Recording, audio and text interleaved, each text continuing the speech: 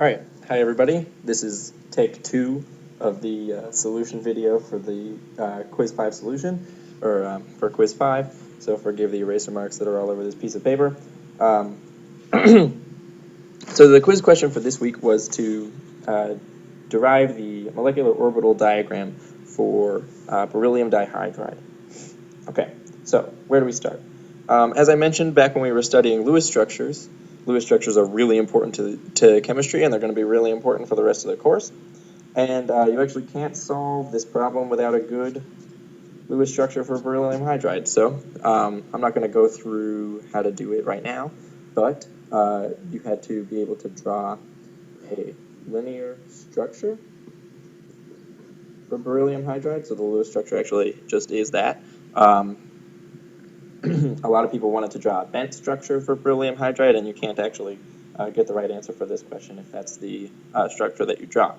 And along with every Lewis structure comes the total valence electron count, and in this case it's 4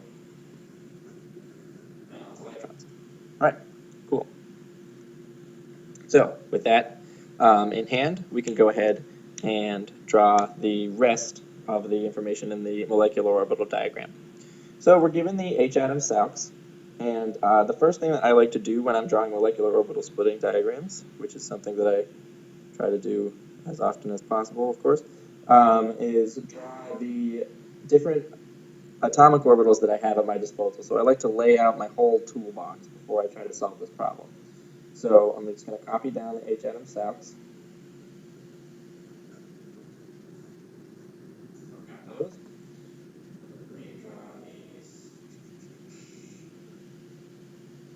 This dot here just represents where the central atom is going to go in these SALCs.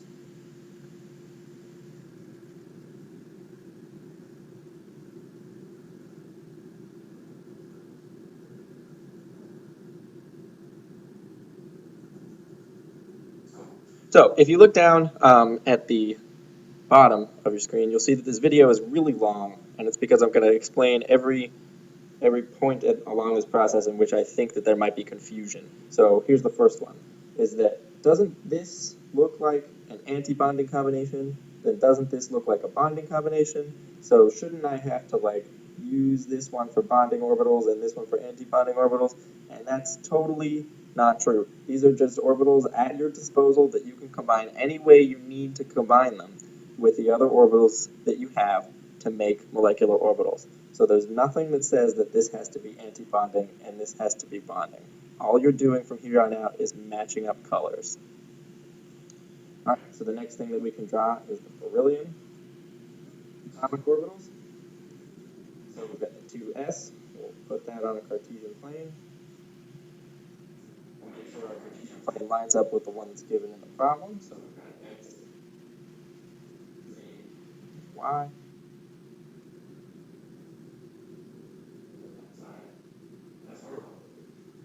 But we also got the beryllium 2p.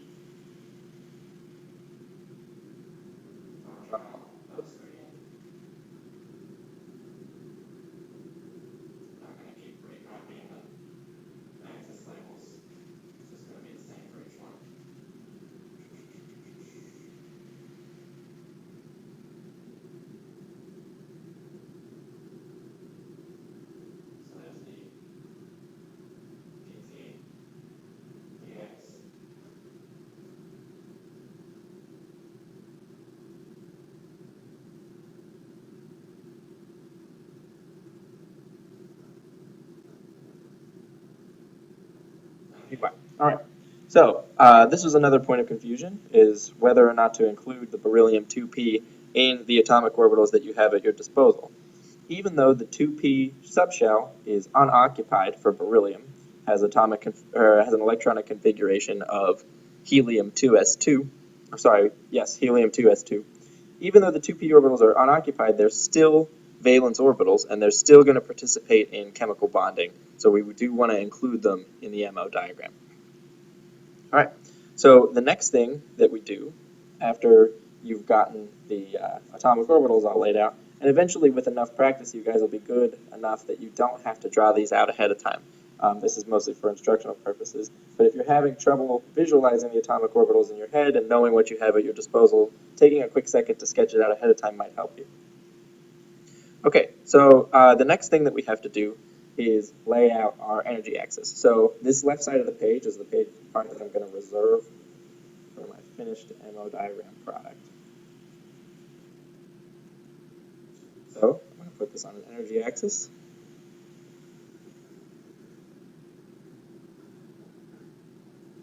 Great.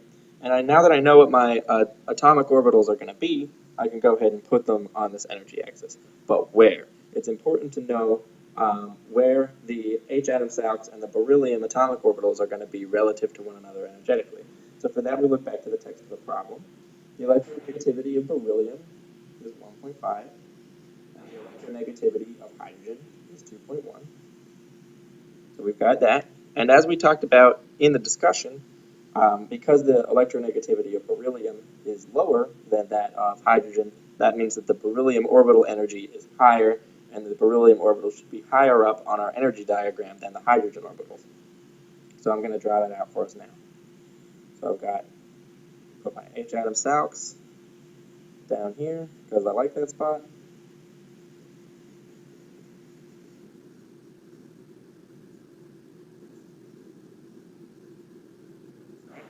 And it's important to realize that these are at identical energies from one another. That's harder to draw on this energy axis, so a common notation thing that people do is to put these two lines here in brackets, and that just shows that these are at the same energy level. And then I'm going to do the same thing over on the right side for the beryllium atoms, beryllium atomic orbitals. So there's my 2s for beryllium. And then we'll do 3 lines to represent the 2p for beryllium. And then you can add in the electrons. So the 2s for beryllium has 2. And H atom salx have 2 as well. Okay, so now we've got our atomic orbitals plotted on our energy diagram. Now we can start thinking about molecular orbitals. And I said before that we have this toolbox, and we need to start thinking about how these orbitals are going to come together to form molecular orbitals. And the first type of interaction that's good to look for is the strongest, and those are going to be sigma-type orbital overlap interactions. So if you need to brush up on the definitions of sigma-type overlap, pi-type overlap, and delta-type overlap, now might be a good time to say pause this video and do that, because I'm not going to go over that here. But what we can do is take a look at these orbitals relative to the salx and figure out if we have any sigma bonding interactions. Sigma bonding interactions are the basis for pretty much every chemical bond, so we'd better have some. And it turns out that we do. So let's draw our heading here. So this is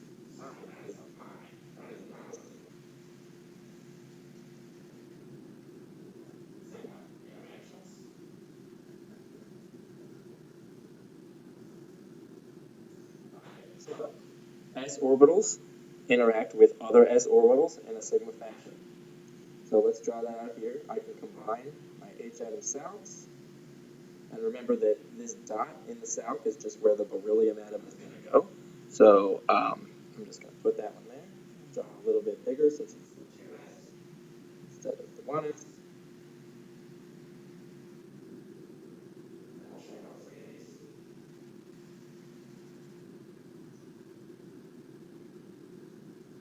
So we've got sigma overlap between s-type orbitals, and it's bonding because everything's in phase. So we'll call it sigma 1.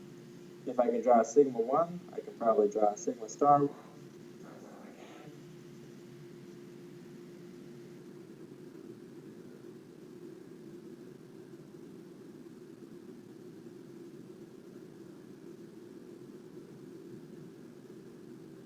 So I've used the same orbitals, but I've changed the phase such that this is an antibonding interaction instead of a bonding interaction. Great, so I've handled the s orbital for beryllium. Is there any other way that I can form sigma bonds given the atomic orbitals that I plotted out? And it turns out that there is. This pz orbital points right along the bonding axis. Oh, sorry, you can't see that. Points right along the bonding axis for beryllium hydride. So the PZ orbital is going to interact with the H atom SALCs in a sigma-type fashion, just the same way as the S orbital does. Let's draw that out.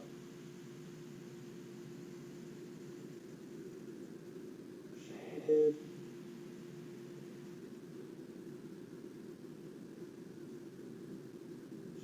Unshaded. That's sigma 2 bonding. So that goes back to what I said earlier. Remember that just because this looks out of phase doesn't mean that it has to be part of an anti-bonding molecular orbital. We just used it here to create a bonding molecular orbital. And we're going to do the same phase switch that we did with the s orbitals to make this an anti-bonding interaction.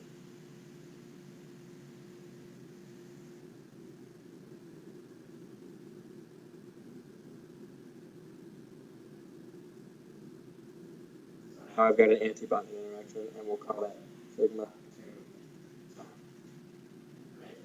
So you can look around for other sigma-type interactions that happen in this linear beryllium hydride structure. I promise you, you're not going to find any. If we go on to pi-type interactions,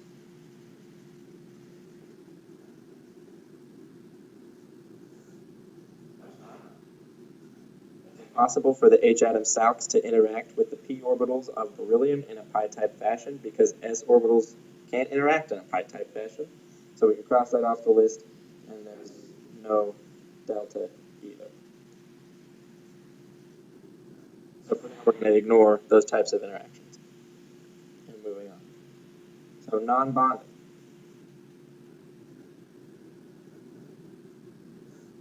Are there any orbitals that are non-bonding? So we've talked a lot about PZ, and we've talked about the H atom SALCs. We haven't really talked about PX and PY, but we're going to do that now because, spoiler alert, they're non-bonding. So because the PX is a lot easier to draw, I'm just going to work with that. Everything that I'm about to say for the 2px orbital is also true for the 2py orbital. They're just perpendicular to one another, and they interact with the SALCs in the same exact way. So let's try that out right now. I'm just going to pick any one of the SALCs. I like a different color one because that's more interesting.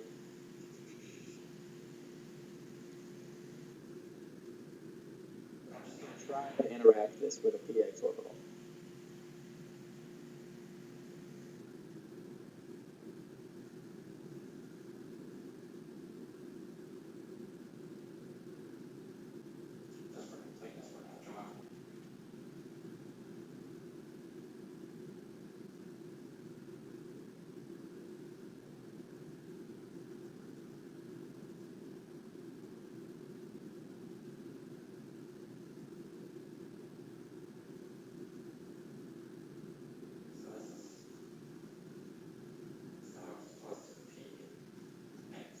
All right, so let's take a look at what we've got here. We've got this darkened part of the H atom SALC that interacts constructively with the top lobe of the px orbital, but at the same time interacts destructively with the unshaded lobe of the px orbital. So because this has to bond symmetrically along the bonding axis of this molecule, it has to interact with both of these lobes equally, which makes it impossible to form a bonding interaction. It also makes it impossible to form an antibonding interaction for the same reason. So this is always going to be a net zero non-bonding interaction. The same goes for this SALC over here. Any way you stick together the H atom SALCs with the PX, or for the because they're perpendicular, the PY orbital as well, that's going to result in a net non-bonding interaction. So therefore, 2px and 2py are non-bonding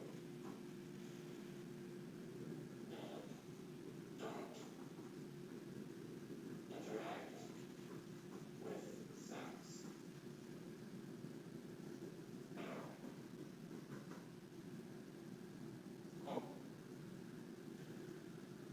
So all that's left for us to do is to come back over to our molecular orbital diagram and actually draw in these interactions. So, let's start for my 2s, and that's, we already said this is going to split into sigma 1 and sigma 1 star. So that's sigma overlap, that's a strong splitting, and it should be about the same distance in either direction.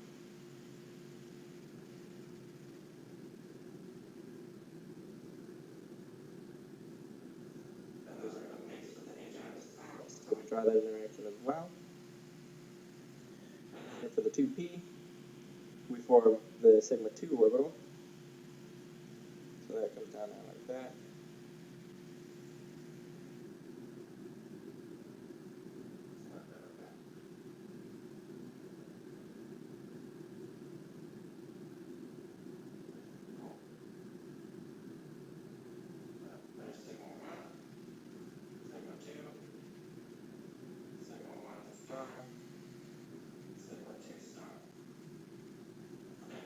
And then the last thing that I have to do is draw in my non-bonding interactions and leave myself the right amount of space here. So, I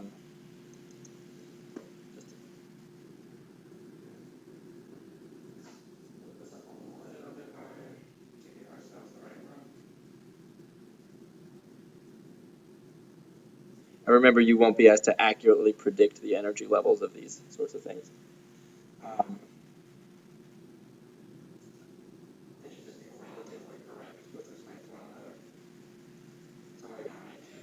Non-bonding orbitals here.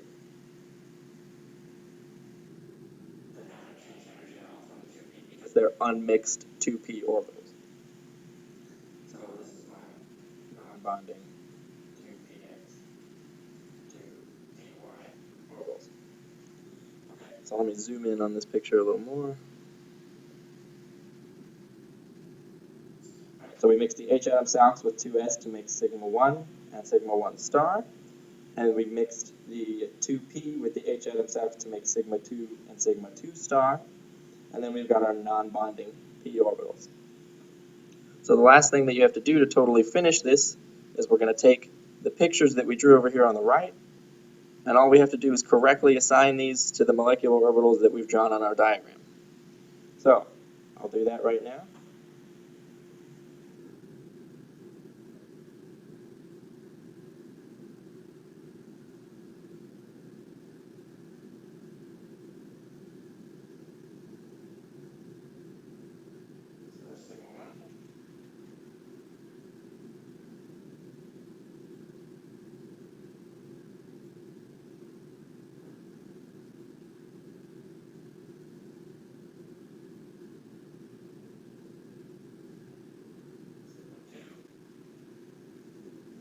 Thing is just px.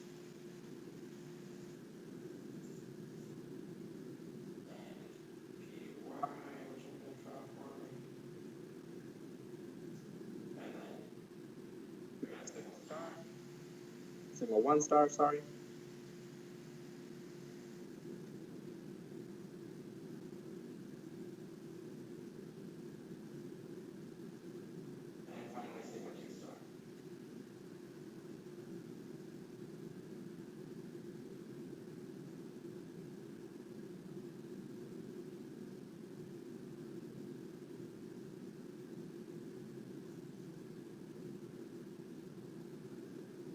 All right, one final point that I should have made earlier, but forgot, is that the orbital labels that we give here, sigma, you'll notice that each one of these is sigma, even though we've used p orbitals. Remember that these labels, sigma, pi, delta, don't describe the actual atomic orbitals that come together to make these bonding and antibonding combinations. It describes the type of overlap between them. So because this pi orbital is interacting with these salx in a sigma fashion, it's called a sigma orbital. If the p orbital had been interacting with another p orbital in a pi type fashion, we would call it a pi orbital. But that has less to do with the type of atomic orbital that we're using and more to do with the type of overlap that it's experiencing with other atomic orbitals that come together to make that molecular orbital. So the last thing that we need to do before we know that this diagram is totally correct is make sure that we've got the right number of molecular orbitals. And how do we know that? we know that for each atomic orbital that we put in, we should get a molecular orbital back out. So let's just count them.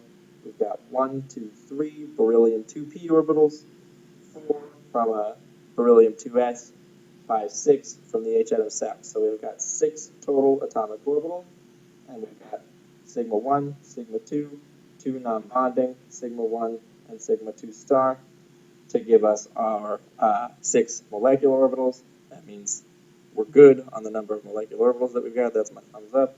And then we just draw in the electron count.